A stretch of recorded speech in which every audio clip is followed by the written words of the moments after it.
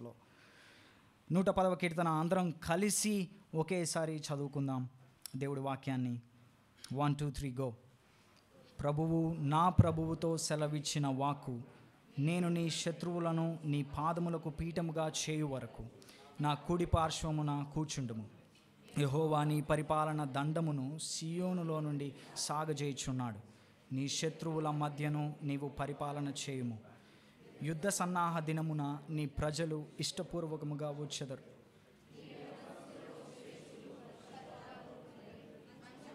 అరుణోదయ గర్భంలో నుండి నీ యొద్దకు వచ్చెదరు. మెల్కీసెదెకు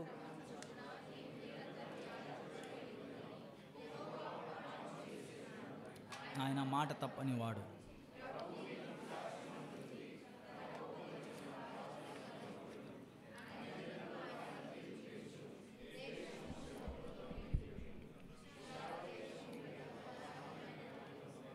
మార్గమున ఏటి నీళ్లు పానం చేసి ఆయన తల ఎత్తును. దయచేసి కూర్చోండి, ప్రార్థన చేసుకుందాం. ప్రభువా, మరొక్కసారి ఇచ్చిన అవకాశాన్ని బట్టి వందనాలు. నీ వాక్యాన్ని ధ్యానించడానికి, నీ వాక్యాన్ని అర్థం చేసుకోవడానికి మా ఆత్మీయ మనోనేత్రాలు తెరవమని, కేవలం పరిశుద్ధాత్మ దేవుని పరిచర్య, వెలిగింపు, ఇల్యూమినేషన్ మినిస్ట్రీ ద్వారా మాత్రమే, వెలిగింపు పరిచర్య ద్వారా మాత్రమే ఈ వాక్యం మా హృదయాల్లో పనిచేస్తుందని, అంతేకాని ఇక్కడ నిల్చొని ప్రసంగించే ప్రసంగీకుని మాటల శక్తి ద్వారా కానీ, ఎలక్వెన్స్ ద్వారా కానీ ఏమీ జరగదని మరొక్కసారి మేము అక్నాలెడ్జ్ చేస్తూ, రికగ్నైజ్ చేస్తూ, మీపైనే ఆధారపడుతూ ఈ వాక్యాన్ని మాకు అర్థమయ్యేలా వివరించే కృపను నాకు దయచేయమని, అలాగే మాతో మాట్లాడమని యేసు నామములో ప్రార్థిస్తున్నాం తండ్రి. ఆమెన్. నేను ప్రారంభించే ముందు కొన్ని ఎంకరేజ్మెంట్ వర్డ్స్, అలాగే ఒక వార్నింగ్ ఇవ్వనివ్వండి. నెంబర్ 1 ఎంకరేజ్మెంట్ ఏంటంటే, ఈరోజు ఈ కీర్తన 110 బోధించడానికి దాని వెనుక ఉన్న ముఖ్య ఉద్దేశం ఏంటంటే, పాత నిబంధనని మనం ఎలా చదవాలి, ఎలా అర్థం చేసుకోవాలి అనేది నా ఫస్ట్ గోల్. పాత నిబంధనని మనం ఎలా చదవాలి లేదా ఎలా అర్థం చేసుకోవాలి. And number 2, the warning. నా వార్నింగ్ ఏంటంటే, చాలా బ్యాక్ అండ్ ఫోర్త్ వచనాలు ఉంటాయి. సో నేను ఒకసారి కొత్త నిబంధనకి వెళ్తాను, ఒకసారి పాత నిబంధనకి వెళ్తాను, మరలా వెనక్కి ముందుకి చాలా వచనాలు చూడాల్సి వస్తుంది. సో దయచేసి ప్లీజ్ జాగ్రత్తగా వినండి, ఎందుకంటే ఇది ఒక రోలర్ కోస్టర్. చాలా మనము ముందుకు వెనక్కి వెళ్ళడం ద్వారా కొన్నిసార్లు అర్థం కాకబోయే ప్రమాదం ఉంది. So please listen to me carefully, జాగ్రత్తగా వినండి. And thank you for doing that. నా ఈ ప్రసంగాన్ని ఒక ప్రశ్నతో ప్రారంభించనివ్వండి. కొత్త నిబంధనలో ఎక్కువసార్లు కోట్ చేయబడిన, అనగా వచనం ఉన్నది ఉన్నట్టుగా కోట్ చేయబడిన, లేదా అల్యూడ్ చేయబడిన, లేకపోతే దాంట్లో ఉన్న ఒక భాగాన్ని తీసుకొని ఇక్కడ ఉటంకించడం ద్వారా, లేకపోతే అల్యూడ్ చేయడం ద్వారా అలా చేసిన వచనం ఏంటి, లేదా అలా చేసిన అధ్యాయం ఏదైనా ఉందా? మరొకసారి నా ప్రశ్న అడిగినివ్వండి. ఏ పాత నిబంధన అధ్యాయం లేదా ఏ పాత నిబంధన వచనం కొత్త నిబంధనలో ఎక్కువ సార్లు ఉటంకించబడింది, లేదా అల్యూడ్ చేయబడింది, లేదా కోట్ చేయబడింది?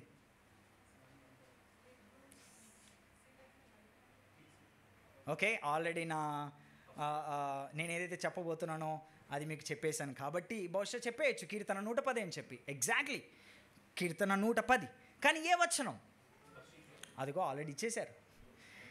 మొదటి వచనం సుమారు కొత్త నిబంధనలో 24 సార్లు. కీర్తన 110 మొదటి వచనం సుమారు 24 సార్లు కొత్త నిబంధనలో కోట్ అనగా ఉన్నది ఉన్నట్టుగా మక్కీకి మక్కీ కోట్ చేయబడింది, లేదా అల్యూడ్, లేదా దాంట్లో ఉన్న ఒక భాగం లేదా థీమ్ని తీసుకొని కొత్త నిబంధనలో అల్యూడ్ చేయబడింది. అండ్ అదే కీర్తన 110 4వ వచనం సుమారు 7 సార్లు కొత్త నిబంధనలో కోట్ లేదా అల్యూడ్ చేయబడింది.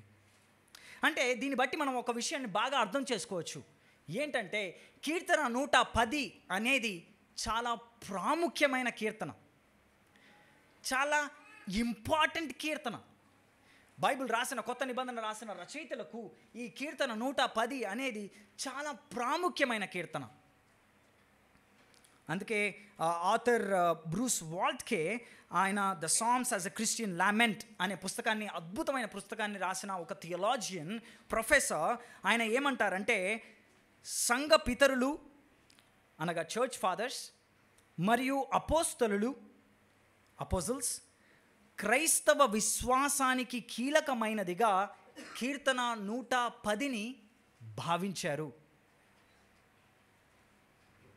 ఇన్ దేర్ పర్స్పెక్టివ్, వాళ్ళ ఆలోచనలో కీర్తన 110 అనేది చాలా ప్రాముఖ్యమైనది. It's a pivotal of Christian faith. క్రైస్తవ విశ్వాసానికి చాలా ప్రాముఖ్యమైన పునాదిగా వాళ్ళు భావించారు కీర్తన 110. అందుకే వాళ్ళ రచనలో చాలాసార్లు దాన్ని కోట్ చేశారు లేదా అల్యూడ్ చేశారు అని అన్నారు. చాలాసార్లు మనం కీర్తనల్ని రోజువారీ అనుదిన ధ్యానాల్లో ఒక కీర్తన తీసుకొని అలా చదివి వదిలేస్తాం. అనగా బాగా ఆనందం వచ్చినప్పుడు కీర్తన 103, లేదా పాపం చేసినప్పుడు కీర్తన వెరీ గుడ్ 51, కొంచెం బాధపడుతున్నప్పుడు లేదా డిస్ట్రెస్ అయినప్పుడు కీర్తన 42, 43, నా ప్రాణమా నువ్వేలా కృంగి ఉన్నావు, లేదా కొంచెం ఏదైనా ప్రొటెక్షన్ లేదా మనకి ఎంకరేజ్మెంట్ కావాలంటే కీర్తన 23, 91, యాక్చువల్లీ మోర్ 91, నీ రాకపోకల యందు, రైట్. సో కీర్తనని మనం చాలాసార్లు పిక్ అండ్ చూస్ లాగా తీసుకుంటాం. కానీ మనం జాగ్రత్తగా కీర్తనని చదివితే అది ఒక కాంటెక్స్ట్లో రాయబడింది. అండ్ అంతేకాకుండా కీర్తనని కాననైజ్ చేసిన విధానం, అనగా కీర్తనలని ఒక క్రమములో సమకూర్చిన విధానం కూడా ఒక సందర్భంలో వాళ్ళు సమకూర్చారు. ఫర్ ఎగ్జాంపుల్, కీర్తన 1:2 ఒక రాజు గురించి మాట్లాడి కీర్తన 150 ఆ రాజును స్తుతించమని చెప్తూ ఉంటుంది. ఇంకొక ఎగ్జాంపుల్, అసలు యాక్చువల్లీ కీర్తన 5 పుస్తకాలుగా విభజించారు. మనకందరికీ తెలుసు. ఓకే, తెలుగులో అయితే ప్రథమ స్కందము, ద్వితీయ స్కందము, తృతీయ స్కందము అని డివైడ్ చేశారు. సో ఫస్ట్ బుక్లో కీర్తనలో 1 నుంచి 41 కీర్తన వరకు ఫస్ట్ బుక్గా చెప్పారు. 42 నుంచి 72 కీర్తన వరకు సెకండ్ బుక్గా డివైడ్ చేశారు. అండ్ 73 నుంచి 89 వరకు 3వ పుస్తకంగా, 90 నుంచి 106 4వ పుస్తకంగా, 107 నుంచి 150 వరకు 5వ పుస్తకంగా ముగించారు లేదా డివైడ్ చేశారు. ఎందుకు అలా డివైడ్ చేశారు అని మనం జాగ్రత్తగా ఆలోచిస్తే ప్రతి ఒక్క చివరి కీర్తన చివరి వచనం, ఫర్ ఎగ్జాంపుల్ 41వ కీర్తన ఆఖరి వచనం 13వ వచనం, 72వ కీర్తన 19వ వచనం, 59వ కీర్తన 89వ కీర్తన 52వ వచనం, 106వ కీర్తన 48వ వచనం, 150వ కీర్తన ఆఖరి వచనం. మీరు జాగ్రత్తగా గమనిస్తే ఇవన్నీ కూడా స్తోత్ర పాటలతో అనగా డాక్సాలజీతో ముగింపబడతాయి. ఇంటికి వెళ్ళిన తర్వాత జాగ్రత్తగా గమనించండి.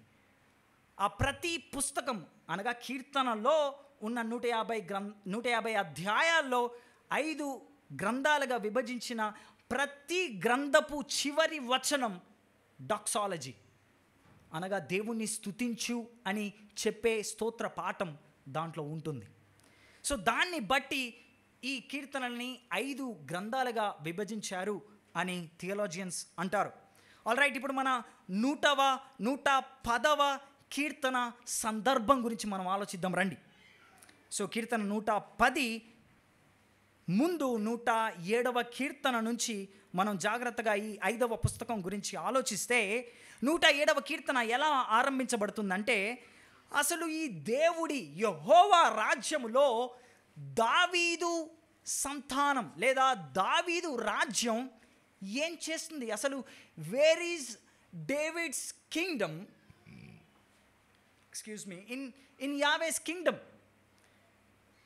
దావీదు యొక్క రాజ్యం ఈ యెహోవా రాజ్యంలో ఏం చేస్తుంది, లేదా యెహోవా పరిపాలనలో ఏం చేస్తుంది అని ఒక క్వశ్చన్తో ఆరంభమవుతుంది. అసలు ఉందా లేదా? అసలు ఈ యెహోవా దావీదును మర్చిపోయాడా? యెహోవా దావీదుకు చేసిన వాగ్దానాన్ని మర్చిపోయాడా అనే ఒక క్వశ్చన్తో మొదలయ్యి 108వ కీర్తన ఏమని చెప్తుంది అంటే, దేవుడు ఇశ్రాయేలుని తిరస్కరించాడు, దేవుడు ఇశ్రాయేలుని తిరస్కరించాడు అని ఒక 108వ కీర్తన 11వ వచనంలో చెప్తూ ఉంది. అప్పుడు 109వ కీర్తన సమ్మరీ ఏం చెప్తుందంటే, 109వ కీర్తన, ప్రభువా దయచేసి మమ్మల్ని కాపాడండి, నువ్వు మమ్మల్ని తిరస్కరిస్తే, దావీదు రాజ్యాన్ని ఒకవేళ నువ్వు తిరస్కరిస్తే మరి మమ్మల్ని డిఫెండ్ చేసేది ఎవరు, మమ్మల్ని కాపాడేది ఎవరు? ప్రభువా మీరు మమ్మల్ని కాపాడండి అని 109వ కీర్తన దేవుణ్ణి వేడుకుంటుంది. ఆ పరిస్థితుల్లో వెంటనే వచ్చే కీర్తన 109 తర్వాత 110. ఇక్కడ ఒక రాజు గురించి దావీదు మాట్లాడుతున్నాడు. అంతేకాదు, ఈ రాజు యెహోవా కుడి పార్శ్వమున ఉన్నాడు. అప్పటి వరకు యెహోవా తిరస్కరించాడు 108లో. 107లో అసలు దావీదు రాజ్యం ఏమైపోయిందో తెలియదు. కాబట్టి 109వ కీర్తనలో ప్రభువా నీవే మాకు కావాలి, నీవే మాకు సహాయం, నీవే మాకు ఆదరణ అని చెప్తూ 110 అని డిస్కరేజ్మెంట్లో ఉన్న ఇశ్రాయేలు 110వ కీర్తన చదివేసరికి చాలా ఉత్సాహపడతారు. ఎందుకు? వారిని పరిపాలించే రాజు యెహోవా కుడి పార్శ్వమున ఉన్నాడంట. వారిని పరిపాలించే రాజు అనగా శత్రువులందరినీ నలగగొట్టే రాజు యెహోవా కుడి పార్శ్వమున ఉండి వారిని పరిపాలించబోతున్నాడంట. అది చదివిన వాళ్ళు చాలా ఎంకరేజ్ అవుతారు. అందుకే 110వ కీర్తన తర్వాత వచ్చే కీర్తనలు అనగా 111 నుండి 118 కీర్తనలు కూడా దేవుడి యొక్క రాజరికత్వాన్ని బట్టి లేదా దేవుడి యొక్క రాజు పరిపాలన బట్టి దేవుణ్ణి స్తుతించే కీర్తనలు 111 నుండి 118. సో 110వ కీర్తన సందర్భం చాలా ముఖ్యమైంది. 110వ కీర్తన జూయిష్ కల్చర్లో ఒక రాయల్ సామ్, ఏమందాం దాన్ని తెలుగులో, ఒక రాజుకు సంబంధించిన కీర్తన. 2వ కీర్తన లాగా 72వ కీర్తన లాగా 110వ కీర్తన ఒక రాజుకు సంబంధించిన కీర్తన. సో ఈ కీర్తన సమ్మరీ ఏంటి? థీసిస్ ఆఫ్ దిస్ సామ్, 110వ కీర్తన యొక్క సమ్మరీ. నేను ఈ యొక్క థీసిస్ని లేదా ఈ యొక్క విషయాన్ని నేను ప్రూవ్ చేయడానికి ఈ ప్రసంగంలో నేను ప్రయత్నిస్తాను. అందరం కలిసి చదువుదామా ఒకసారి ఈ 110వ కీర్తన యొక్క సమ్మరీ. 1 2 3 గో. దావీదు యొక్క ప్రభువు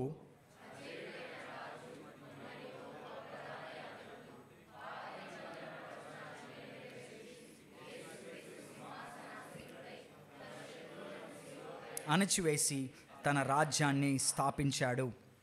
David's Lord, the one who is a victorious king and the great high priest, the fulfilled of the Old Testament prophecies, the Lord Jesus Christ is enthroned and established his kingdom by crushing his enemies on the cross. యేసు క్రీస్తు అజేయుడైన మన రాజు, అలాగే మన గొప్ప ప్రధాన యాజకుడు. మరేమీ ఆలస్యం చేయకుండా ఈ కీర్తనలోకి వెళ్దాం రండి. ఈ కీర్తన 2 భాగాలుగా విభజించవచ్చు. మొదటి 3 వచనాలు ఫస్ట్ స్టాంజా అండ్ 4 నుంచి 7 వచనాలు సెకండ్ స్టాంజా. ఈ 2 యొక్క భాగాలుగా మనం ఈ కీర్తనను ఉపయోగించవచ్చు. ఎలా ఉపయోగించవచ్చు? మొదటి వచనములో ఒక పదము, అదే పదము 4వ వచనములో కూడా ఇంగ్లీష్లో ఆల్మోస్ట్ సేమ్గా ఉంది. అనగా దేవుడు మొదటి వచనంలో మాట్లాడుతున్నాడు, అలాగే 4వ వచనంలో మరొకసారి మాట్లాడుతున్నాడు. మీరు గమనిస్తున్నారా మీ బైబిల్లో 4వ వచనాన్ని? దేవుడు మరొకసారి మాట్లాడుతున్నాడని ఎలా చెప్పగలం?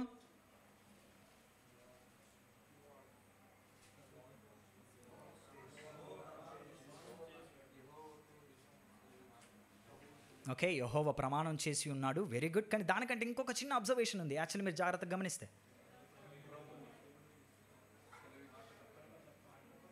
మాట తప్పని వాడు ప్రభువు, ఓకే, చిన్న, వెరీ గుడ్, వావ్, చిన్న డాష్ ఉంది చూసారా 4th వచనంలో బైబిల్లో. అందుకే మనం ప్రతి జాగ్రత్తగా అబ్జర్వ్ చేయాలి.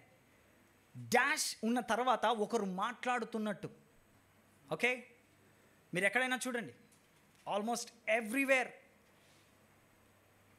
సో ఈ 2 వచనాలను బట్టి యెహోవా దేవుడు ఇక్కడ 2 సార్లు మాట్లాడుతున్నాడు. మొదటి వచనంలో మాట్లాడుతున్నాడు, అలాగే 4వ వచనంలో మాట్లాడుతున్నాడు. సో మొదటి 3 వచనాలు ఒక భాగం, దాంట్లో ఏమని చెప్తున్నాడంటే, దేవుని వాక్కు సింహాసనాసీనుడైన మన రాజు. దేవుని వాక్కు ఏం చెప్తుందంటే, ది ఎంథ్రోన్డ్ కింగ్. ఈ రాజు ఎవరంటే సింహాసనాసీనుడైన రాజు అంట. ఈ మొదటి 3 వచనాల్లో. రైట్, మొదటి వచనాన్ని గమనిద్దాం రండి. ప్రభువు నా ప్రభుతో సెలవిచ్చిన వాక్కు, నేను నీ శత్రువులను నీ పాదములకు పీఠముగా చేయు వరకు నా కుడి పార్శ్వమున కూర్చుండుము. ఇక్కడ ప్రభువు అనే పదం అదోనాయ్ అనగా యెహోవా అనే వచ్చే పదం. ఇక్కడ కుడి పార్శ్వము అని అంటే అలంకార రూపంలో లేదా అలంకార భాషలో దేవుడి యొక్క శక్తి గురించి. కుడి పార్శ్వము అని అంటే అర్థం ఏంటంటే దేవుడి శక్తి, దేవుడి అధికారం ఈ రాజుకు ఉండబోతుందంట. అండ్ ఈ రాజును దావీదు ఏమని పిలుస్తున్నాడు? ప్రభువు అని పిలుస్తున్నాడు. లార్డ్, దేవా, ప్రభువా.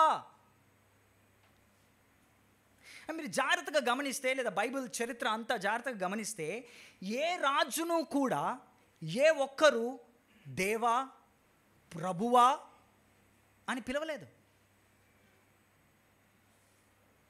అంటే ఒక రకంగా మనం అర్థం చేసుకోవాల్సింది ఏంటంటే, ఈ రాజు మామూలు రాజు కాదు. ఈ రాజు అందరిలాగా ఇశ్రాయేలుని పరిపాలించిన రాజు కాదు. మనకందరికీ తెలుసు కదా రాజులు. కొంతమంది రాజుల పేర్లు ఎవరైనా చెప్తారా? దావీదు రాజు, సొలొమోను రాజు, సౌలు, ఇంకా ఓకే హిజ్కియా, యూదా రాజులు, నెబుకద్నెజర్ బబులోను రాజు, ఉజ్జియా, హిజ్కియా. కానీ వీళ్ళెవ్వరిని కూడా మీరు బైబిల్లో గమనిస్తే ప్రభువు అని పిలవలేదు. సో దావీదు ఒక ప్రత్యేకమైన రాజు గురించి మాట్లాడుతూ ఉన్నాడు.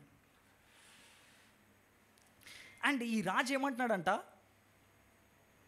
దేవుడు ఆ రాజుతో అంటున్నాడంట, అదోనాయ్ యెహోవా నా ప్రభువుతో చెప్తున్న మాట ఏంటంటే, నేను నీ శత్రువులను నీ పాదములకు పీఠముగా చేయు వరకు నీవు నా కుడి పార్శ్వమున కూర్చో. శత్రువులను పాదపీఠం చేయడం ఏంటి? ఈ రాజు తన శత్రువులను పాదపీఠంగా చేసుకుంటాడంట. డాక్టర్ కార్సన్ గారు అలాగే డాక్టర్ బీల్ ఆయన వాళ్ళ అద్భుతమైన పుస్తకాన్ని ఎడిట్ చేశారు. అదేంటంటే commentary on the new testament use of the old testament. ఆ పుస్తకంలో వాళ్ళు ఏం రాస్తారంటే, కోట్ని తెలుగులో ట్రాన్స్లేట్ చేశాను. ఒకరిని పాదపీఠంగా మార్చడం ఆ వ్యక్తిపై సాధించిన విజయాన్ని సూచిస్తుంది. యుద్ధంలో ఓడిపోయిన వారు బ్రతికితే వారు యుద్ధం తర్వాత జరిగే ఆచారాల గుండా వెళ్ళాలి. ఈ పాదపీఠంగా చేయడం అంటే ఫర్ ఎగ్జాంపుల్ ఓడిపోయిన వ్యక్తి మెడపై విజేత పాదాలను ఉంచడం, అవమానపరచడం, ఇటువంటి సంకేత చర్యలు కావచ్చు, సింబాలిక్ యాక్ట్స్ అవ్వచ్చు. ఇదే ఎగ్జాక్ట్గా మనం యెహోషువ 10వ అధ్యాయంలో చూస్తాం. యెహోషువ 10వ అధ్యాయం 24వ వచనం చూడండి. యెహోషువ ఏమంటున్నాడో, యెహోషువ 10వ అధ్యాయంలో అందరం కలిసి స్క్రీన్ పైన ఉన్న వచనాన్ని చదువుదామా? వారు ఆ రాజులను వెలుపలికి రప్పించి యెహోషువ యొద్దకు తీసుకొని వచ్చినప్పుడు యెహోషువ ఇశ్రాయేలీయులందరినీ పిలిపించి,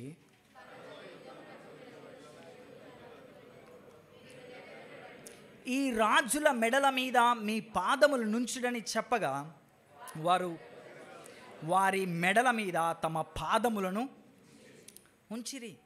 చూడండి, యెహోషువ ఇశ్రాయేలీయులందరినీ పిలిచి వారు ఏ రాజులతోనైతే అనగా ఏ శత్రువులతోనైతే యుద్ధం చేశారో వాళ్ళు ఓడిపోయినప్పుడు ఆ శత్రువుల మెడల పైన ఇశ్రాయేలీయులందరినీ పిలిచి ఏమంటున్నాడు? మీ పాదాలను వారి మెడలపైన ఉంచండి. అంటే ఈ రాజు యుద్ధంలో గెలుస్తాడంట, అనగా ఈ రాజు శత్రువుల్ని అవమానపరుస్తాడంట. దావీదు అంటున్నాడు.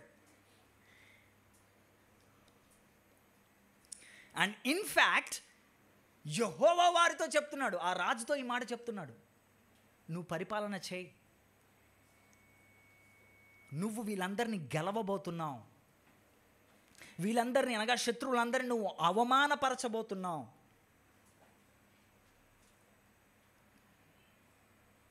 రెండవ వచనంలో నీ శత్రువుల మధ్యను నీవు పరిపాలన చేయుము. జాగ్రత్తగా చూడండి, పరిపాలన చేయి. అక్కడ కమాండ్, యాక్చువల్లీ ఇంపరేటివ్. దేవుడు ఆజ్ఞ ఇస్తున్నాడు, పరిపాలన చేయి రాజు, పరిపాలించు. ఈ పరిపాలించు, ఈ రూల్ అనే పదం చాలా జాగ్రత్త, చాలా చాలా ఇంపార్టెంట్ పదం అండి. మనం అలా చదువుతున్నప్పుడు పరిపాలన చేయి అని అట్లా సింపుల్గా చదువుకుంటూ వెళ్తాం, కానీ ఆ పదం హీబ్రూలో ఉపయోగించిన పదం రథా.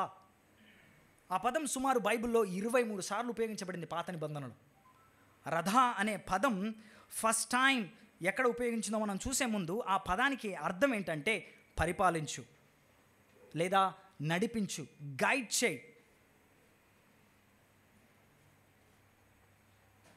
మొట్టమొదటిసారి ఈ పదం ఆదికాండం 1వ అధ్యాయం 26వ వచనంలో ఉపయోగించబడింది. ఆదికాండము 1వ అధ్యాయము 26వ వచనం. ఏంటా వచనం ఒకసారి చూద్దామా? దేవుడు మన స్వరూపమందు మన పోలిక చొప్పున నరులను చేదుము, వారు సముద్రపు చేపలను, ఆకాశ పక్షులను, పశువులను, సమస్త భూమిని, భూమి మీద ప్రాకు ప్రతి జంతువును ఏలుదురుగాక. So they need to rule, they need to రథా. వాళ్ళు పరిపాలించాలంట మనుషులు యాక్చువల్గా. అండ్ అదే పదము 28వ వచనంలో కూడా ఉంది. 28వ వచనం చూసారా? దేవుడు వారిని ఆశీర్వదించెను. చదువుదామా? అభివృద్ధి పొంది విస్తరించి భూమిని నిండించి భూమి మీద ప్రాకు ప్రతి జీవిని ఏలుడని. సో ఈ పదం రథ అనే పదం దేవుడు యాక్చువల్గా మొదటిసారి మనుషులకి ఇచ్చాడు, మనందరికీ ఇచ్చాడు. మనల్ని అన్నాడు, ఒరే నాన్న మీరు రథ చేయండి, మీరు పరిపాలించండి అని అన్నాడు. ఇది డామినెన్స్ గురించి చెప్తుంది, అనగా వారి యొక్క ఏమందాం ఆధిపత్యం గురించి చెప్తుంది. కానీ ఏమైంది? ఆదాము గారు ఏం చేశారు? ఓడిపోయారు. ఆ యొక్క రథా చేసే, ఆ యొక్క పరిపాలించే ఆ ప్రివిలేజ్ని కోల్పోయారు పాపం చేయడం ద్వారా. అందుకే నువ్వు కష్టపడతావు, అందుకే నువ్వు ఇబ్బంది పడతావు, అందుకే నీకు శత్రుత్వం ఉంటుంది అని చెప్పి దేవుడు ఇచ్చిన శాపన లేదా కర్స్లో అదొకటి. మరి కానీ దేవుడు ఈ కీర్తన 110లో ఒక రాజు రాబోతున్నాడు. ఆ రాజు ఏదైతే ఆదాము చేయలేదో అది ఈ రాజు చేస్తాడంట. ఏదైతే ఆదాము ఓడిపోయాడో ఈ రాజు అది చేస్తాడంట. ఎవరా రాజు? ఆ సస్పెన్స్ని అలాగే ఉంచుదాం. ఎవరా రాజు? ముందుకెళ్దాం రండి. 2వ వచనంలో యెహోవా నీ పరిపాలనా దండమును సియోనులో నుండి సాగజేయుచున్నాడు. ఆ యొక్క రాజా థ్రోన్, సింహాసనాన్ని అక్కడ ఎస్టాబ్లిష్ చేశాడు. కుడిపార్శ్వమునున్నాడు, అధికారాన్ని ఇచ్చాడు. అంతేకాకుండా అతని చేతికి పరిపాలనా దండం, అనగా రాజదండం. రాజుల చేతుల్లో కొన్ని డిఫరెంట్ అవి ఉంటాయి కదా, పైన రాళ్ళు ఉంటాయి, మెరుస్తాయి. ఓకే, సెప్టర్ ఇంగ్లీష్లో. ఈ రాజదండాన్ని ఆయనకి ఇచ్చేసాడంట. పాత నిబంధనలో ఈ రాజదండాన్ని దేవుడు ఒకరికి ఇచ్చాడు. ఇన్ఫ్యాక్ట్ వారిని మీరు నా రాజదండం అని అన్నాడు. ఎవరు? కీర్తన 108:8. కీర్తన 108:8లో దేవుడు ఈ మాట అన్నాడు. ఏ మాట? యూదా నా రాజదండము. ఇదే మాట మనకు ఆదికాండం 49వ అధ్యాయం 10వ వచనంలో కూడా ఉంటుంది. గుర్తుందా? యాకోబు గారు తన 12 మంది కుమారులను పిలిచి ఆశీర్వదిస్తున్నప్పుడు యూదా గురించి ఒక అద్భుతమైన మాట చెప్తాడు. ఆదికాండము 49వ అధ్యాయము 10వ వచనం. జాగ్రత్తగా మీ వచనాలను, మీ బైబిల్ని తీసి చదవండి, లేకపోతే మీరు you will lost. So please open your Bibles or look at the screens. ఆదికాండం 49వ అధ్యాయం 10వ వచనం. యూదా యొద్ద నుండి, అందరం కలిసి చదువుదామా?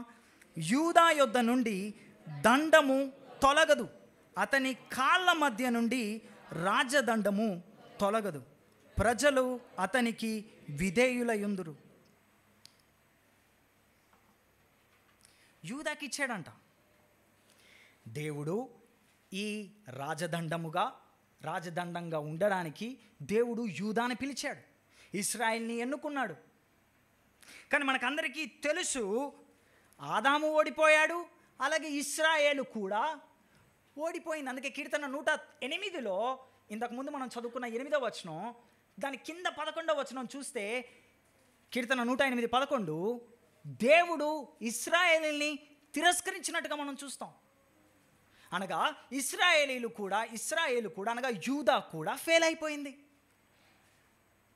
కానీ దేవుడు ఈ రాజుతో కీర్తన 110లో ఆదాము ఫెయిల్ అయ్యాడు, ఇశ్రాయేలు అనగా యూదా ఫెయిల్ అయింది. కానీ నీకు ఇవ్వబోతున్నాను ఓ రాజా, నీవు రాజదండాన్ని నువ్వు పరిపాలిస్తావు.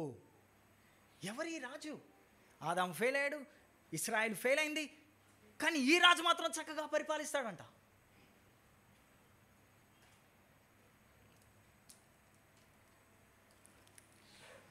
దీన్ని బట్టి మనం అర్థం చేసుకోవాల్సింది ఏంటంటే, ఎవరైతే తన కుమారులుగా పిలువబడ్డారో, అనగా ఆదాము, ఇశ్రాయేలు ఎవరైతే ఫెయిల్ అయ్యారో వాళ్ళ స్థానంలో రాబోతున్న ఈ రాజు ఈ ఫెయిల్ అయిన వల్ల కాకుండా గెలవబోతున్నారు.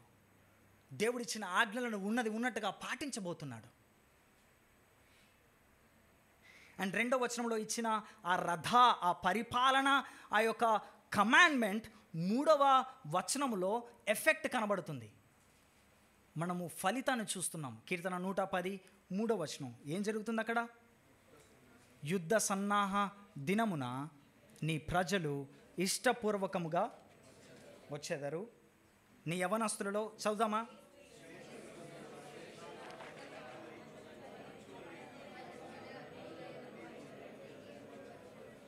మీరు జాగ్రత్తగా ఇంగ్లీష్లో చదివినట్లయితే, నీ యవనస్తులలో శ్రేష్ఠులు పరిశుద్ధాలంకృతులై అనుంది కదా.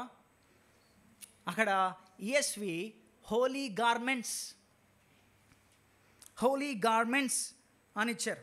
అంటే ఒక రకంగా మనం దాన్ని ఎలా అర్థం చేసుకోవాలంటే, వీళ్ళందరూ ఒక యాజకుల్లాగా వస్త్రాలు ధరించి యుద్ధం చేయడానికి రెడీగా ఉన్నారంట. హోలీ గార్మెంట్స్ జనరల్గా ఎవరు వేసుకునేవారు పాత నిబంధనలో? యాజకులే కదా. వాళ్ళు వేసుకోవాల్సిన బట్టలు కూడా ఎలాగా వేసుకోవాలో, ఎలా కుట్టాలో, ఎలా ఉండాలో మీరు పాత నిబంధన ఫస్ట్ పంచకాండాలు చదివితే మనకు అర్థమవుద్ది. దేవుడు చాలా స్పెసిఫిక్గా చెప్పాడు. సో ఈ యవనస్తులు ఈ యాజకులు వేసుకునే బట్టలు వేసుకొని ఈ రాజు తరపున యుద్ధం చేయడానికి యవనస్తులు వస్తారంట. అది కూడా ఎప్పుడు వస్తారంట? మంచు వలె మంచి ఎప్పుడు పడిద్ది? అరుణోదయమున, అంటే తెల్లవారుజామునే వచ్చేసి యుద్ధం చేయడానికి రెడీగా ఉంటారంట. అంటే ఈ ప్రజలు ఈ రాజు తరపున యుద్ధం చేయడానికి ఎంతో ఇష్టపూర్వకంగా వాళ్ళని ఇద్దరిని సాక్రిఫైస్ చేసి పొద్దున్నే వచ్చేసారు యుద్ధం చేయడానికి రాజు తరపున. ఎవరండి ఇంతకీ రాజు?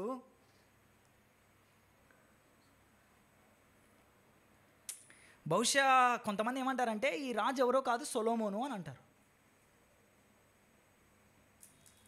కొంతమంది ఏమంటారంటే లేదు ఈ రాజు సొలొమోను కాదు, ఈ రాజు దావీదు కాదు, ఎందుకంటే దావీదే మాట్లాడుతున్నాడు కదా, ఈ రాజు బహుశా సాదోకు, ఎందుకంటే అతను యాజకుడు అని అంటారు.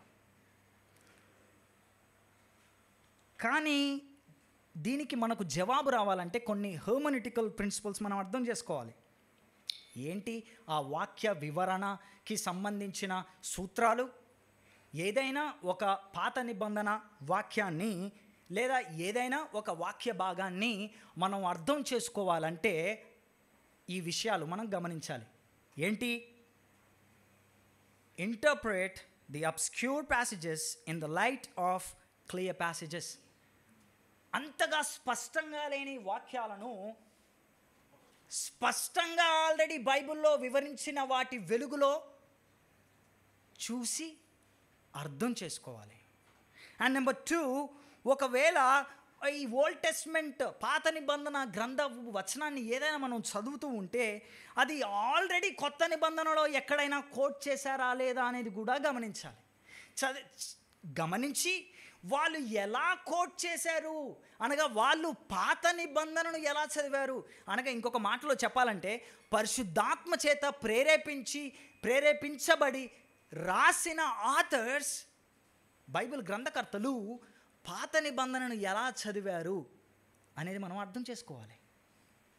అండ్ నెంబర్ 3, ఒక విషయం, మనం ఎప్పుడు పాత నిబంధన చదివినా ఇది మనకు సిలువ వైపు ఎలా పాయింట్ చేస్తుంది అనేది మనం ఎప్పుడు అర్థం చేసుకోవాలి. నా మాటలు మీకు అర్థమయ్యాయా? కొంచెం క్లాస్ లాగా ఉండొచ్చండి, దట్స్ ఓకే, నో ప్రాబ్లం. ఈ 3 పాయింట్స్ మనకు చాలా ముఖ్యం. నెంబర్ 1 ఏంటి? ఏదైనా ఒక వాక్య భాగం అస్పష్టంగా ఉన్నప్పుడు, అర్థం కానప్పుడు దాన్ని మనం ఏ లైట్లో చదవాలి? స్పష్టంగా ఆల్రెడీ బైబిల్లో వివరించిన వాటి లైట్స్లో, ఆ వెలుగులో చదవాలి. ఒకవేళ పాత నిబంధన చదివితే దాన్ని కొత్త నిబంధనలో కోట్ చేశారా లేకపోతే ఎలా అర్థం చేసుకుంటున్నారు కొత్త నిబంధన రచయితలు అనేది మనం అర్థం చేసుకోవాలి. అండ్ నెంబర్ 3, పాత నిబంధనలో ఏదైనా చదివితే ఈ వచనం మనల్ని క్రీస్తు వైపు ఎలా పాయింట్ చేస్తుంది అనేది మనం చూడాలి. అలాగే ఒకవేళ కొత్త నిబంధన చదివితే ఈ కొత్త నిబంధన ఉన్న వచనం సువార్త నుండి అనగా క్రీస్తు సిలువ నుండి మనకి ఎలాగా ఫ్లో అవుతుంది, ప్రవహిస్తుంది అనేది కూడా గమనించాలి. For example old testament, new testament మధ్యలో క్రాస్ అనుకుందాం. పాత నిబంధన చదువుతున్నప్పుడు సువార్తకి ఎలా చూపిస్తుంది, కొత్త నిబంధన చదువుతున్నప్పుడు సువార్త నుండి ఇది ఎలా ఫ్లో అవుతుంది అనేది మనం గమనించాలి. అప్పుడు మరి ఈ రాజు ఎవరో అని మనం గమనించాల్సినప్పుడు లేదా అర్థం చేసుకోవాల్సినప్పుడు మనం ఈ 3 రూల్స్ని ఫాలో అవుదాం రండి. కీర్తన 110 ఈ మొదటి స్టాంజాకి అనగా మొదటి 3 వచనాలకి మనం ఈ రూల్స్ని అప్లై చేద్దాం. కొత్త నిబంధన రచయితలు దీన్ని ఎలా అర్థం చేసుకున్నారు? నేను చెప్పాను కదా ఎన్నిసార్లు కొత్త నిబంధన రచయితలు ఈ కీర్తన 110 మొదటి దాన్ని అల్యూడ్ లేదా కోట్ చేశారు? వెరీ గుడ్, మీరు చాలా చక్కగా వింటున్నారు. 24 times, 24 సార్లు. దీన్ని సువార్తల్లో సినాప్టిక్ గాస్పల్స్ అనగా మత్తయి, మార్క్, లూకా సినాప్టిక్ గాస్పల్స్లో సుమారు 6 సార్లు కోట్ చేశారండి. సుమారు 6 సార్లు కోట్ చేశారు. 6 సార్లలో మొదటిగా ఈ వచనాన్ని గమనిద్దాం రండి.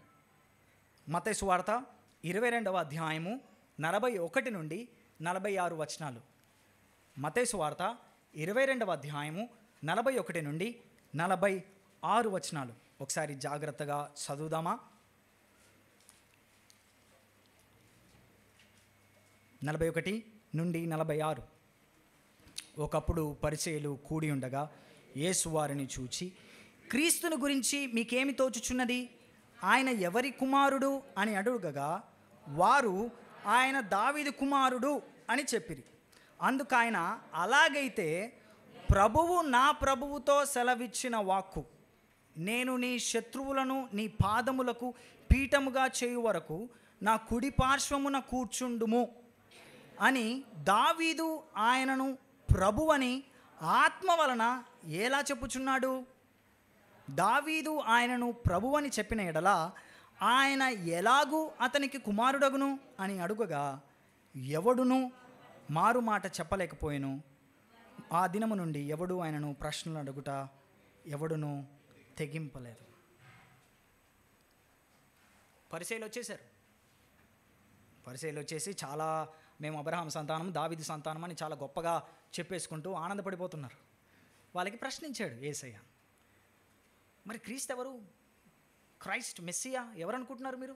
మాకు తెలుసండి, దావీదు కుమారుడు అంటే కీర్తన 110ని కోట్ చేసి, మరి దావీదు కుమారుడు అయితే ప్రభువు అని అంటున్నాడేంటి? అది కూడా దావీదు చెప్తున్నాడేంటి ప్రభువు అని? తన కుమారుడు అనాలి కదా అనంటే వాళ్ళ దగ్గర జవాబు లేదంట. అంటే ఇండైరెక్ట్గా యేసుక్రీస్తు వారు ఏమని ప్రూవ్ చేయాలనుకుంటున్నారంటే ఈ కీర్తనను గురించి, ఈ కీర్తన కేవలం ఆయన సంతానంలో నుంచి వచ్చే ఒక రాజు గురించి మాట్లాడట్లేదు. రాజుకు మించి, కుమారుడికి మించి ఈ మెస్సీ అంటే కేవలం ఒక రాజు మాత్రమే కాదు సహోదరుడా. ఈ మెస్సియా అంటే రాజుకు మించినవాడు. అంతేకాకుండా ఇంకా మిగతా వచనాలను మనం సమ్మరైజ్ చేస్తే మనకు అర్థమయ్యేది ఏంటంటే, యేసు క్రీస్తు ఉపయోగించిన విధానం. ఫర్ ఎగ్జాంపుల్ మత్తయి సువార్త 26వ అధ్యాయం 24వ వచనంలో చూస్తే కీర్తన 110ని యేసుక్రీస్తు వారు ఉపయోగించిన విధానం ఏంటంటే, యేసుక్రీస్తు వారు త్వరలో ఈ మెస్సియా తండ్రి కుడిపార్శ్వము నుండి పరిపాలన చేయబోతున్నాడు అని చెప్పి పరిసయ్యులతో లేకపోతే అక్కడున్న కౌన్సిల్తో ఆయన చెప్పినట్టుగా మనం గమనిస్తాం. సో కీర్తన 110ని సువార్తల్లో 2 పర్పసెస్ గురించి యేసుక్రీస్తు వారు ఉపయోగించారు. 2 ఉద్దేశాల గురించి యేసుక్రీస్తు వారు ఆయన కీర్తన 110ని ఉపయోగించారు. నెంబర్ 1 నెక్స్ట్ స్లైడ్లో ఉంటుంది.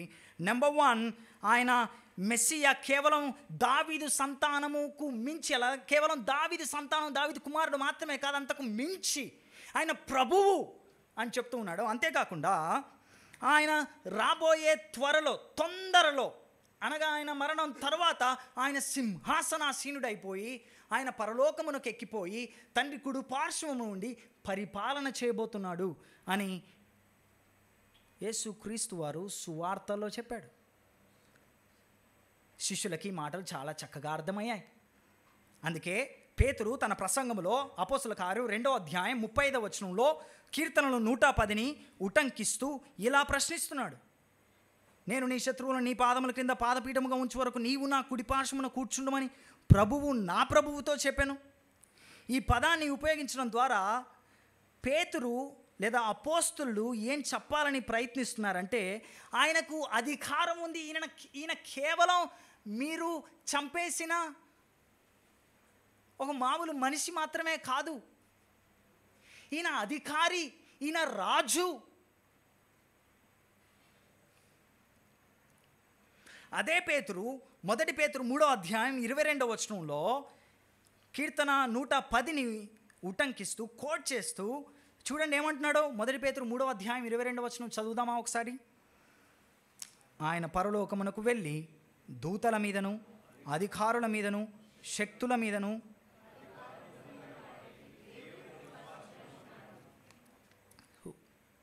సో పేతురు ఏం చెప్పాలని ప్రయత్నిస్తున్నాడు? ఆయన మరణించడం ద్వారా, ఆయన తిరిగి లేవడం ద్వారా దూతలపైన, అధికారులపైన, శక్తుల మీద ఆయనకు అధికారం ఉంది. హీఈస్ ద కింగ్, ఆయన రాజు. నువ్వు నేను అనుకుంటున్నాడుగా ఆయన కేవలం మెస్సియా మామూలు మనిషి, యూదులను రోమా సామ్రాజ్యం నుంచి విడిపించే రాజు అని మీరు అనుకుంటున్నారేమో మెస్సియా అంటే. లేదు లేదు, ఆయన అంతకు మించినవాడు. యేసుక్రీస్తు సాక్షాత్తు దేవుడు అని తనను తాను చెప్పుకున్నాడు మత్తయి సువార్త 26వ అధ్యాయంలో. అందుకే వాళ్ళందరూ ఏం చేశారు? బట్టలు చింపుకున్నావు, ఇది దేవదూషణ, ఇంతకంటే మనకి ఇంకేమైనా కావాలా, చంపేద్దాం అని అన్నారు. సో ఈ కీర్తన 110 రాజు, కేవలం రాజు మాత్రమే కాదు, అంతకు మించి. అపోస్తలుడు తన పత్రికల్లో చాలాసార్లు ఈ వచనాన్ని ఉపయోగించాడు, కీర్తన 110. కానీ ముఖ్యంగా 1 కొరింథీ 15వ అధ్యాయం 25వ వచనంలో ఇలా చెప్తూ ఉన్నాడు అపోస్తలుడైన పౌలు. ఎందుకనగా తన శత్రువులందరినీ తన పాదముల కింద ఉంచు వరకు ఆయన రాజ్య పరిపాలన చేయుచుండవలెను.